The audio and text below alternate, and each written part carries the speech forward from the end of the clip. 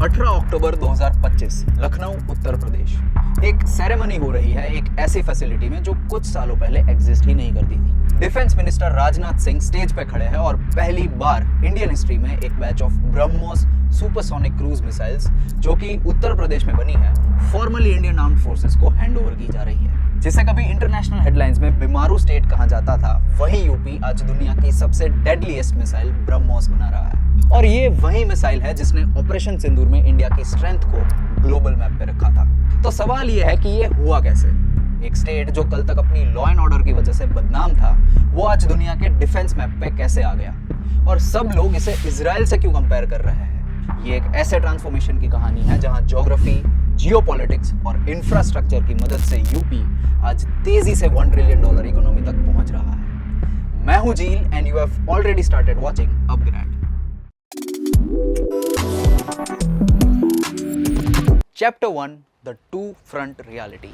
India दुनिया का अकेला ऐसा बड़ा कंट्री है जो एक साथ दो न्यूक्लियर आर्म्ड कंट्रीज के साथ बॉर्डर शेयर करता है। नॉर्थ और ईस्ट में चाइना और वेस्ट में पाकिस्तान। मिलिट्री लैंग्वेज में इस सिचुएशन को टू फ्रंट थ्रेट कहते हैं। और 2020 के गलवान वैली क्लैश, जिसमें इंडियन और चाइनीज सोल्जर्स का आमना सामना हुआ था और जिसमें इंडिया के 20 जवान शहीद हो गए थे, उस दिन के बाद से इंडिया को एक बहुत अनकंफर्टेबल सच्चाई का सामना करना पड़ा है। वो सच्चाई ये थी कि हम अपने वेपन्स के लिए दूसरों पर डिपेंडेंट नहीं रह सकते थे। डेकेड्स तक इंडिया रशिया से, अमेरिका से, फ्रांस से और इजराइल से वेपन्स खरीदता आया है। Nearly 65% of defence equipments import होता है। मतलब एक रियल वॉर में कोई फॉरेन कंट्री डिसाइड कर सकती थी कि वो हमें अपने इक्विपमेंट्स के स्पेयर पार्ट्स देंगे या नहीं। और ये पोजीशन हमारे जैसे सुपर पावर कंट्री के लिए सस्टेनेबल नहीं है। इसीलिए आत्मनिर्भर भारत लॉन्च हुआ। ये सिर्फ एक पॉलिटिकल स्लोगन नहीं था, ये एक नेशनल सिक्योरिटी इमरजेंसी का रिस्पॉन्स था। और उत्तर प्रदेश ने डिसाइड किया कि वो इस रिवॉल्यूशन का सेंटर बनेंगे। ज्योग्राफी के लिहाज से यूपी सेंट्रल इंडिया में है, एक लैंडलॉक स्टेट है और स्ट्रेटेजिक डेप्थ भी प्रोवाइड करता है। और पॉपुलेशन के लिहाज से भी यहाँ 24 करोड़ लोग हैं, जिसमें से almost 50% young working age group वाले लोग हैं। Chapter 2 the corridor. Uttar Pradesh defence industrial corridor या यूपीडीआईसी, यही उनका मास्टर प्लान है। ये 6 अलग अलग शहर है, हर एक का अपना स्पेसिफिक रोल है और सब एक दूसरे से कनेक्टेड है। अगर इसमें से एक भी लिंक टूटती है तो पूरा सिस्टम फेल हो जाता है। लखनऊ है सुपरसोनिक सिटाडेल यानी ब्रह्मोस का घर। यहाँ पे ब्रह्मोस मिसाइल बनती है। कानपुर में साउथ ईस्ट एशिया का सबसे बड़ा एम्यूनिशन मैन्युफैक्चरिंग कॉम्प्लेक्स है जो अदानी डिफेंस चलाता है। यहाँ पे गोला बारूद बनते हैं। अलीगढ़ में असॉल्ट राइफल्स यानी गन्स बनती है। और आगरा, झांसी और चित्रकूट, ये 3 शहर सप्लाई चेन को चलाते हैं, जहां वो दूसरे सिटीज को हैवी कंपोनेंट्स, प्रिसिशन पार्ट्स और specialized materials time to time पहुंचाते हैं। अक्टूबर 2025 तक के डेटा की बात करें तो इस कॉरिडोर में 62 एक्टिव कंपनीज हैं, जिनको करीब 1000 हेक्टेयर्स लैंड अलॉट हुई है। इन्वेस्टमेंट ऑलरेडी 12,000 करोड़ के करीब पहुंच चुका है। और ये तो सिर्फ शुरुआत है। यूपी का टारगेट है 2030 तक 34,000 करोड़ से ज्यादा इन्वेस्टमेंट्स, 50,000 से ज्यादा डायरेक्ट जॉब्स और 172 से ज्यादा एक्टिव कंपनीज लाने का। इनफैक्ट अगर कोई फॉरेन डिफेंस कंपनी यहाँ अपना प्लांट लगाती है तो उन्हें जमीन लेने पर 80% सब्सिडी मिलती है। यस, 80%। यूपी जोर जोर से कह रहा है कि हमारे स्टेट में इन्वेस्ट करो। और जो चीज इस कॉरिडोर को जेन्युइनली स्मार्ट बनाती है वो सिर्फ वहां के बड़े प्लेयर्स नहीं बल्कि वहां की एमएसएमईज भी है। वो छोटे और मीडियम मैन्युफैक्चरर्स आज फॉर्मली इस सप्लाई चेन का हिस्सा है। 200 से ज्यादा छोटी कंपनीज यूपी में ब्रह्मोस के लिए टाइटेनियम कास्टिंग्स और प्रिसिशन कंपोनेंट्स बना रही है। झांसी और चित्रकूट जैसे बैकवर्ड रीजन्स को इस कॉरिडोर का हिस्सा ही इसलिए बनाया है ताकि वो रीजन्स डेवलप हो सके। इन एरियाज में पहले कोई हाईटेक इन्वेस्टमेंट्स नहीं आते थे। अब बुंदेलखंड एक्सप्रेसवे की वजह से ये एरियाज भी इस कॉरिडोर का हिस्सा बन गए हैं। इसके बारे में हम थोड़ी देर में आगे और बात करेंगे। चैप्टर 3 ब्रह्मोस या ब्रह्मास्त्र। अब समझते हैं ब्रह्मोस के बारे में, जिस पर यह पूरी कहानी टिकी है। ब्रह्मोस एक सुपरसोनिक क्रूज मिसाइल है जो इंडिया के डीआरडीओ और रशिया के एनपीओ का एक जॉइंट वेंचर प्रोजेक्ट है। ये नियरली माक 3 स्पीड से ट्रैवल करती है, मतलब करीब 3700 किलोमीटर पर आवर, जो इतनी फास्ट है कि दिल्ली से कोलकाता वो सिर्फ 20 मिनट में पहुंच सकती है। दुनिया में आज इस प्राइस पॉइंट पर और इस कैपेबिलिटी के साथ कोई कंपेरेबल मिसाइल प्रोडक्शन में है ही नहीं। ये इंडिया का सबसे पावरफुल कन्वेंशनल स्ट्राइक वेपन बन गया है। इसका प्रोडक्शन लखनऊ की भटगांव फैसिलिटी में होता है। इस 380 करोड़ की फैसिलिटी में इस मिसाइल का पूरा लाइफ साइकिल मैनेज होता है।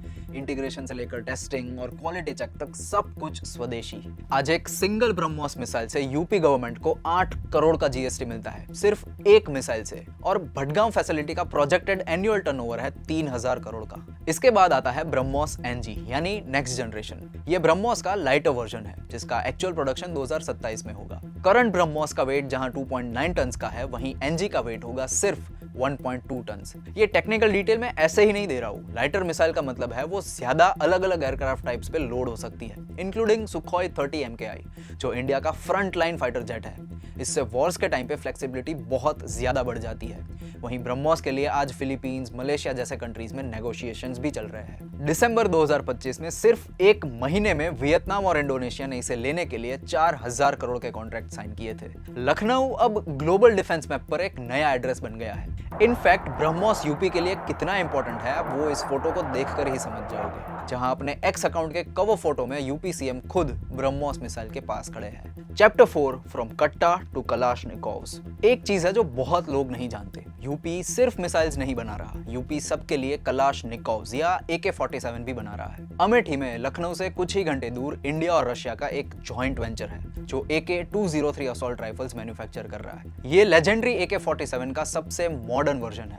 यूपी का टारगेट है इंडियन आर्मी के लिए 6 लाख राइफल्स बनाने का, और आज जितनी भी AK-47 हम यूएस और रशिया से इंपोर्ट कर रहे हैं उन सबको खत्म करने का। आज सिर्फ गन्स ही नहीं, सिस्टम्स भी अपडेट हो रही है। सोचिए 70 साल तक इंडिया का defence production almost entirely government के हाथ में था, जैसे ऑर्डिनेंस फैक्ट्रीज और PSUs, जो स्लो थे, ब्यूरोक्रेटिक थे, नए इनोवेशन करने में दशकों लग जाते थे, एक राइफल डिजाइन अपडेट करने में ही सालों साल निकल जाते थे।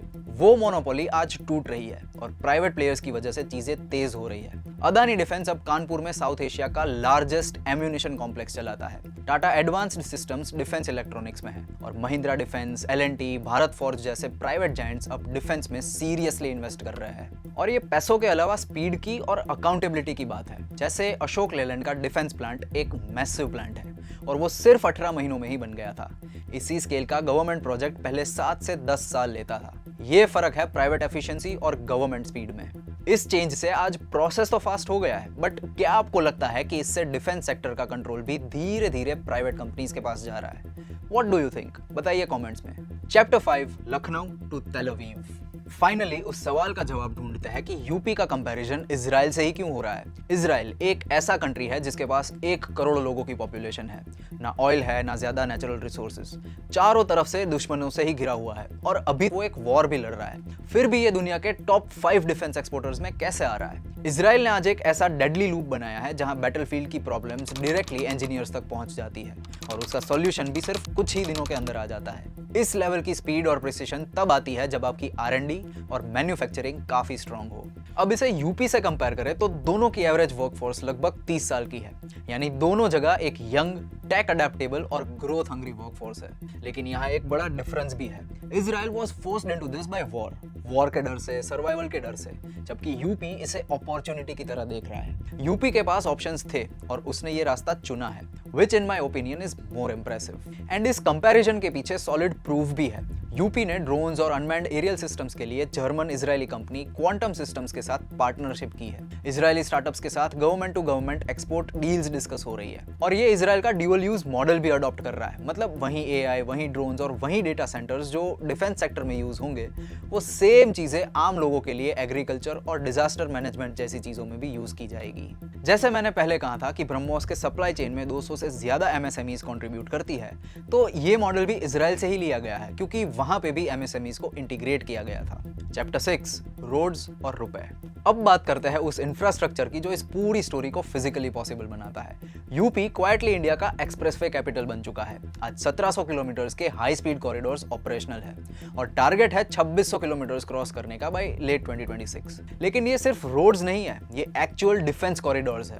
लिटरली इन एक्सप्रेसवेज को ऐसे डिजाइन किया गया है कि ये हैवी टैंक्स और मिसाइल लॉन्चर्स के वजन को सह सके और जरूरत पड़ने पर इनके ऊपर एयरफोर्स के फाइटर जेट्स भी लैंड कर सकते हैं। जैसे गंगा एक्सप्रेसवे के शाहजहांपुर एरिया में 3.5 किलोमीटर लंबी इमरजेंसी एयर स्ट्रिप बनी हुई है। बुंदेलखंड एक्सप्रेसवे का ही एग्जांपल ले लीजिए। पहले चित्रकूट से दिल्ली का रास्ता 14 घंटे का था, आज ये सिर्फ 6 घंटे का हो गया है। इस एक रोड ने झांसी और चित्रकूट जैसे पिछड़े डिस्ट्रिक्ट्स को रातों रात डिफेंस जायंट्स के लिए यूजफुल बना दिया है। पूर्वांचल एक्सप्रेसवे ने तो ईस्टर्न यूपी की ज्योग्राफी ही बदल दी है, जहां लखनऊ से गाजीपुर अब सिर्फ 3.5 घंटे लगते हैं। लेकिन ये सब करने के लिए चाहिए पैसा, और यहाँ भी यूपी एक मास्टर स्ट्रोक खेल रहा है। इसी साल जनवरी एंड में यूपी का एक delegation along with CM himself Singapore और जापान के टूर पे गए थे, जिसके रिजल्ट्स स्टैगरिंग थे। यूपी को सिंगापुर से 1 लाख करोड़ के इन्वेस्टमेंट प्रपोजल्स आए और जापान में तो पहले ही दिन 11,000 करोड़ के एमओयू साइन हुए थे, सिर्फ 24 घंटे में। दिस शोज यूपी गवर्नमेंट की इन दोनों कंट्रीज से इन्वेस्टमेंट लाने की टूर कितनी सक्सेसफुल रही थी। Chapter 7 digital army. Defence corridor बन रहा है, ग्लोबल इन्वेस्टमेंट्स भी आ रहे हैं, लेकिन उसे चलाएगा कौन? 24 करोड़ की पॉपुलेशन में से 50% पॉपुलेशन जो कि वर्किंग एज ग्रुप में है, अगर वो स्किल्ड नहीं है तो वो सिर्फ एक बड़ा नंबर ही है। यूपी के पास डेमोग्राफी का एक बहुत अच्छा एडवांटेज है।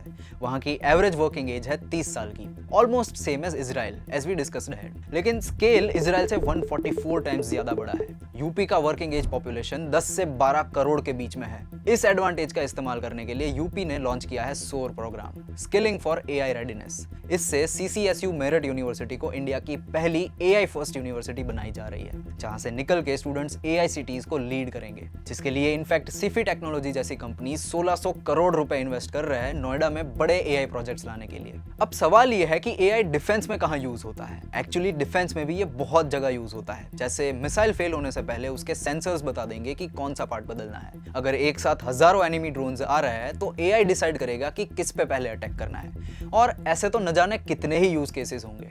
आज जहां इंडिया का ज्यादातर यूथ एआई यूज कर रहा है, यूपी भी एआई और उस यंग वर्कफोर्स का फायदा उठाना चाहता है। इसीलिए उन्हें ऐसे प्रोफेशनल्स चाहिए जिन्हें AI, data science, machine learning और मैनेजरियल स्किल्स आती हो। एंड अपग्रेड भी इसी मिशन में जुड़ा है, to upskill people with these skills. Chapter 8 the $1 trillion power house. ये सब करके यूपी अचीव क्या करेगा? $1 ट्रिलियन इकोनॉमी। यूपी गवर्नमेंट का टारगेट है 2030 तक स्टेट की इकोनॉमी को $1 ट्रिलियन तक पहुंचाने का। ये टारगेट सुनने में एम्बिशियस लगता होगा, लेकिन एक्चुअली यूपी की इकोनॉमी आज पाकिस्तान से भी बड़ी हो चुकी है। जहां पाकिस्तान $400 बिलियन तक पहुंचने में स्ट्रगल कर रहा है, वहीं यूपी की जीएसडीपी 2025 और 26 में $430 बिलियन टच करने वाली है। डिफेंस कॉरिडोर इस सपने का एक बड़ा पिलर है। सिर्फ लखनऊ की ब्रह्मोस फैसिलिटी अकेले 3000 करोड़ का एनुअल टर्नओवर जनरेट करने की तैयारी में है। और 2030 तक इस कॉरिडोर का टारगेट है 34,000 करोड़ से ज्यादा इन्वेस्टमेंट्स और 50,000 से ज्यादा हाईटेक जॉब्स लाने का। और यूपी की फाइनेंशियल कंडीशन भी इस टारगेट को अचीव करने के लिए अच्छी पोजीशन में है। फिस्कल डेफिसिट 3% के अंदर है, जो एक बैलेंस्ड और डिसिप्लिन्ड इकोनॉमी की साइन है। डेट टू जीडीपी रेशियो भी नीचे आ रहा है और पर कैपिटा इनकम जो कल तक 50,000 थी, वो भी आज 1,10,000 क्रॉस कर चुकी है। ये नंबर्स बताते हैं कि यूपी की ओवरऑल इकोनॉमी आज कितनी ऊपर आ गई है। अब वापस वहीं चलते हैं जहां से हमने शुरू किया था। क्या यूपी डिफेंस के मामले में इजराइल बन पाएगा? इजराइल को डिफेंस एम्पायर बनने में 50 साल लग गए। यूपी उस चीज को 10 साल में करने की कोशिश कर रहा है। एक ऐसा स्टेट जो कल तक बीमारू था, आज वो एक ब्लूप्रिंट तैयार कर रहा है दूसरे स्टेट्स के लिए। मिसाइल तो निकल गई है, पर सवाल यह है कि वो कितना दूर जाएगी। What do you think? UP को कौन सी वो एक फाइनल चीज करनी चाहिए जिससे वो इजराइल ऑफ द ईस्ट बन जाए? बताइए कमेंट्स में, और ऐसे और डीप डाइव टॉपिक्स के लिए सब्सक्राइब कीजिए अपग्रेड को।